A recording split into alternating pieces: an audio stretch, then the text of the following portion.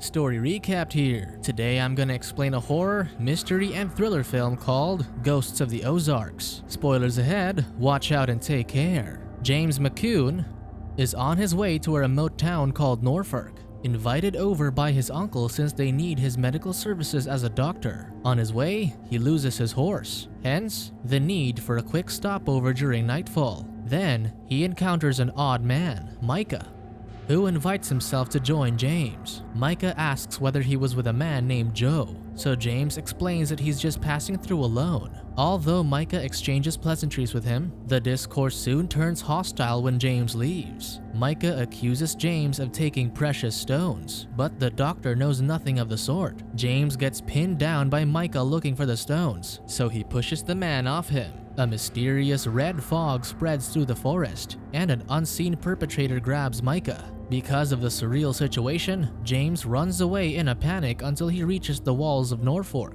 banging on the wood until a gatekeeper, Dovey, lets him in after hearing his name. Inside the walls, Dovey tells James that his uncle has been waiting for him, and traveling during the day would be much safer. The doctor walks into a tavern owned by a blind barkeep, Torb, and his darling Lucille.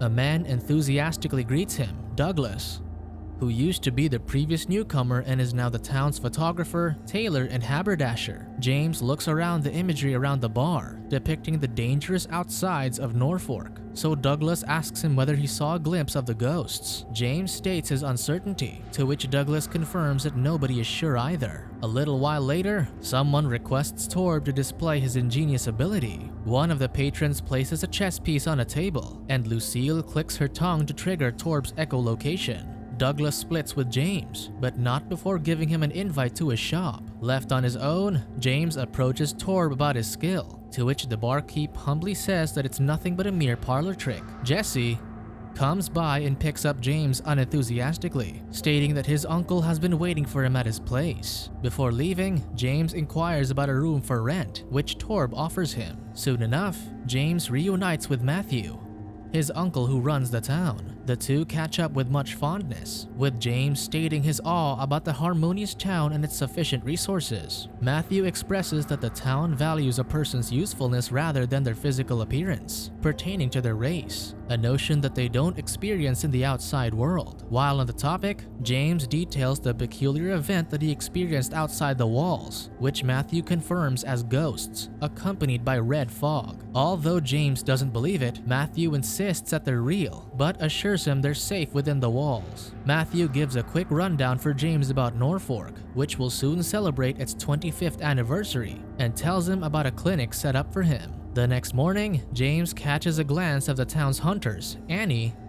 and her burly but non-speaking brother William.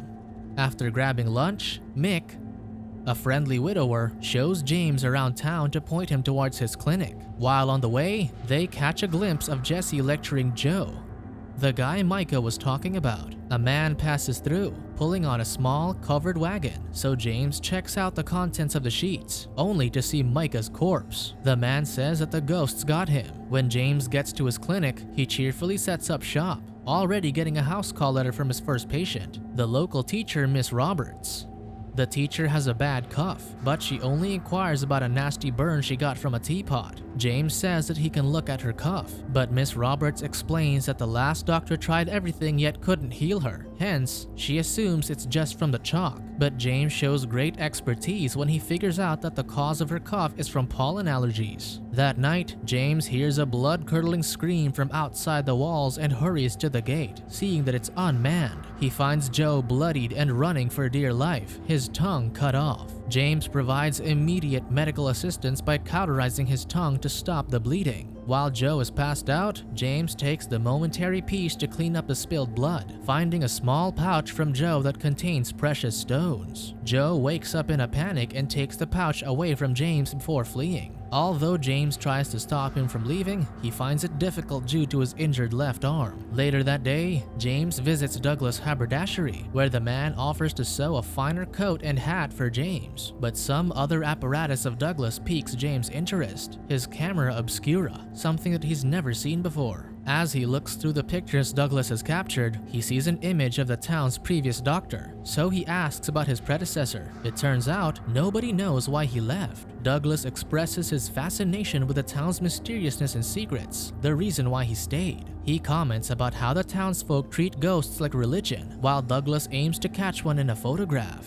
In their conversation, James finds out that Annie, one of the hunters, kept the clinic going when the previous doctor left, so he plans to give them a visit in the hopes of hiring her as the clinic's help. However, Douglas states that they live outside the walls. When James attempts to exit the gate to visit the hunters, Dovey stops him, informing him that no one can leave without proper permission from Matthew. But James was able to talk his way out of it, expressing his need to see Annie. When he arrives at the siblings' humble abode, James frankly states his objective to employ her, but Annie expresses her disinterest in juggling 2 jobs. However, James doesn't yield his offer. One day, James gets a visit from Matthew, asking for an old medication recipe that the previous doctor used to whip up to help him sleep. When James mentions that he tried hiring Annie, Matthew expresses rejection of the idea, stating that Annie has one purpose and knows her role as a hunter, though he soon gives in under the condition that Annie can balance both jobs at once. Then, Matthew notices the blood splatter from Joe and asks about it, so he recalls the details of that night. Matthew's behavior has shifted, displeased that James didn't report the incident right away, but he explains that the ghosts are what attacked Joe. Although James still seems skeptical about the whole supernatural, he gives his uncle's words the benefit of the doubt. James shifts the topic and tells his uncle that he'll do something about his tincture. Yet when he reads the recipe, he's concerned about the strong solution. He tells Matthew that he can make him a better sleep aid, but his uncle is adamant about the recipe. Right away, James goes outside the walls to procure mushrooms for the recipe, when the red fog suddenly appears. It slowly puts him to sleep,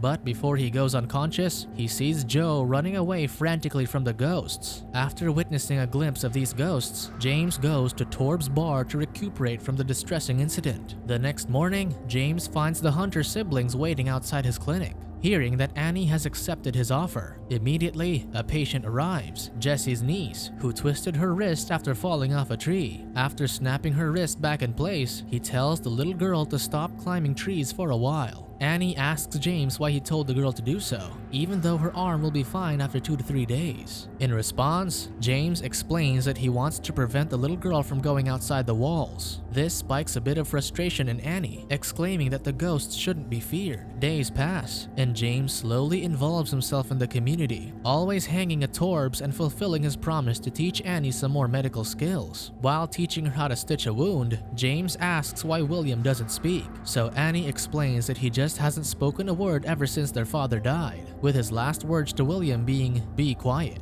That night, James and Annie bond over drinks when Mick comes by and propositions Annie to join their household, wanting to fill the hole left in their home after his wife passed. But Annie shuts him down immediately, not seeing herself as a housewife. When Mick walks away, they breach the topic of James' left arm injury, something he suffered during the Civil War when they got ambushed by the Confederates. They wrapped his arm with a razor wire and were dragged by half a mile. Because of the injury, he accepted his uncle's invitation to Norfork because he got deemed useless anywhere else. He pleads for Annie to keep it a secret because he hasn't told Matthew about it, angering Annie. After all, she believes that James shouldn't be judged for his scars because he's a good doctor nonetheless. Annie warns James to be careful because the town isn't really safe, telling him that the moment he breaks a rule, he might get punished by the ghosts. James states that his life isn't any better on the outside, so he turns the question on Annie, asking why she hasn't left if she thinks that town is so rotten. She exclaims that the town wouldn't let her go, revealing that the ghosts killed the previous doctor when he tried to leave, so she calls Norfork a prison. After a small argument, James excuses himself and heads to bed, leaving Annie alone. Hence, she also chooses to head home. Before she can make it outside the walls, Annie gets ambushed and thrown inside the clinic, where 2 men brutally beat her. She tries to fight back as much as she can with her hunting knife and escapes. William finds her exiting the house, bloodied, and carries her straight to the tavern where James, Lucille, and Torb all work together to tend to Annie's state. The next morning, James tries to ask Annie who did it to her, but she wouldn't answer, and instead tells William that she wants to go home. Douglas chases after James, saying that he has something sensitive to show him. Although James tells him that he will report the incident to Matthew, Douglas pleads for his time and urges him to his shop. On their way there, they see a man lugging Joe and Mick's body, saying that they were the ones who attacked Annie, hence why the ghosts killed them as punishment. Because of this, James was now more eager to check what Douglas had to say. Apparently, Douglas witnessed what happened to Annie, deeply ashamed that he was too cowardly to help her, but he was able to capture a photo of where it happened, showing how Matthew was just standing near the clinic's window, simply watching what was happening to Annie. James brings the photograph to Matthew, confronting him about the situation. Matthew explains that he called the ghosts inside their walls to help Annie, who was attacked by Joe and Mick, but James doesn't believe him. He knows that Mick couldn't hurt a fly, especially not Annie, whom he loved. But Matthew points out that he might have become jealous of James, who was getting close to Annie and delivered a cruel scheme so that no one else could have her if he couldn't. Still, James is dubious. James notices that Matthew has Joe's precious stones, which triggers Matthew, shouting that it wasn't Joe's stones. Joe figures out that they've been mining diamonds and keeps the riches a secret from the townsfolk, even though they have as much a right to it as Matthew. But his uncle is resolute, pointing out how Joe has become corrupted after finding out about the diamonds and is certain that the entire town would be too. James tells him off for lying and exploiting the townspeople, so Matthew confronts him about his own lie, the injury he's been keeping. Matthew says that he doesn't care about the injury, but cares about the principle of James keeping it from him. Matthew proceeds to convince James that the ghosts help keep the people in check, and is why he's able to run a predominantly white town. Meanwhile, Annie has a nightmare of the day their father died, how the ghosts attacked them. She wakes up distressed, telling William that he needs to get James, who's on his way to visit Annie. The red fog starts to catch up to James, and a ghost appears right in front of him before he passes out. In the tavern, Matthew visits Torb, asking for his loyalty. Matthew reveals himself as the mastermind for everything: the attack on Annie, her father's death, the loss of Torb's eyes, and most importantly, the ghosts. Torb knows about all of this, but honors the secret to keep the peace within the town. But he's angered about what happened to Annie, yet Matthew still instructs him to stay quiet. When James wakes up, he finds his injured arm tied to a rope where he's hoisted up by a tree, the ghost slowly inching towards him, but is saved by William, who shoots the ghost and assists James in escaping from the perpetrator. William shows James a vial of Matthew's sleeping medicine, and he pieces together that Matthew is using the sleeping agent for the red fog, finally realizing that Matthew has been in control of everything all along, and that the ghosts aren't real. They arrive back at the siblings' house, but are met by the burning building. William immediately runs near the house, finally getting his voice back as he shouts for his sister. They go back to Torb's to deliver the bad news, where they all grieve for their fallen comrade. James tells them about his realization, but when Lucille confesses that they've known all along, William leaves in anger. James walks to the festivities, the town celebrating the 25th founding anniversary of Norfork, where Matthew pays respect to the ghosts that deliver justice to those who deserve it. They attempt to offer Douglas as a sacrifice because he doesn't honor the ghosts. However, William appears within the crowd, holding a shotgun, and tells them to let Douglas go. William is immediately apprehended while James runs to Douglas, fainting from his critical injuries. James stands up against Matthew, saying that the people need to know the truth. Knowing that James will expose him, Matthew turns the tides against James and reveals his injury, painting him as an inept doctor and lying about how James caused Annie's death. James tries to shout the truth at the people, but nobody listens because they still think the ghosts are real. But soon, a ghost arrives, which is revealed to be Annie inside the costume they've been using to deceive the townsfolk. Annie spills the truth, and with the evidence, the people start to believe her. While this is going on, the tavern gets attacked by Matthew's men, trying to set the building ablaze. But Torb and Lucille work together to take out the perpetrators one by one, with their great synchronization as a team. Soon, Matthew commands chaos upon the town as men in gas masks spread the red fog all over, the sleeping agent that they disguise as the fog. They band together to fight against the perpetrators, and some escape through the gates. Matthew asks for assistance from Miss Roberts, who has a gas mask on. As it turns out, she is also part of the scheme, and was the one who snitched on Annie during the night of her attack. But when she states that she's done cooperating with Matthew, he shoots her. Annie tries to shoot Matthew, but he runs away and disappears within the fog. He reappears outside the tavern, taking Lucille hostage to lure out Torb. Nonetheless, Torb takes the bullets fearlessly until Matthew runs out of ammo. He takes his chance to attack, delivering vengeance as he manages to gouge Matthew's eyes. Then, Torb falls to the ground, dying in Lucille's arms. The next day, Annie tells James that he can become the townsfolk's new leader, but is reluctant because of his association with Matthew. But Annie tells him that his name doesn't set his fate, and how he's a better man than his uncle. However, they don't know that Matthew survived the coup and hides in the forest, eyes covered with a bandage. Subscribe to watch more videos like this. Turn on notifications. And leave a like, it really helps the channel out. Thank you for watching.